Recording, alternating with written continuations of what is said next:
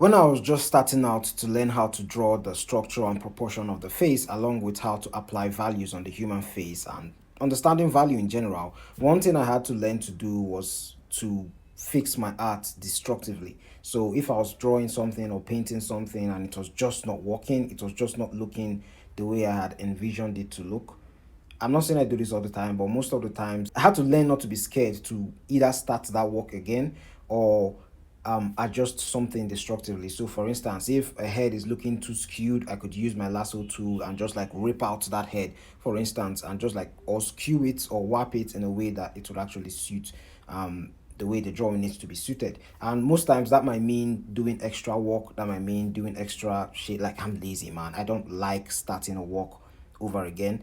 But the pain of that work looking absolutely terrible just makes me want to fix it in a way that will make the work just look decent, right? So over here in this painting, you can see that with this hair, for instance, I had to cut it off and just fix the hair. And you see, like, even with her nose, I had to fix the nose. Let's zoom in so that you can see what I mean.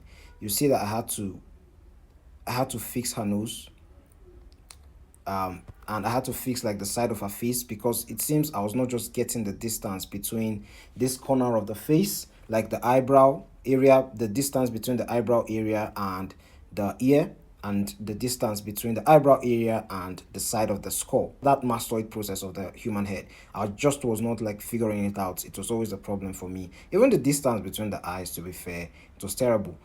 Wasn't the best, but I was always willing to just be a little bit more destructive, even though it would mean that the painting would take a little bit more time. Whether you're studying or actually doing a professional work, you shouldn't be afraid to just go ham and say, like, this is trash, I'm starting all over again.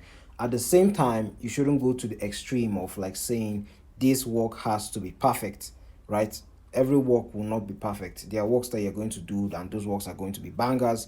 But most of the time, you might actually do a work like this. I might come back to it a few days later and figure out that, oh my goodness, I have to fix the way the eyes look. I have to fix the way the jaw looks. You might have to do something like this and just fix it for the sake of the art.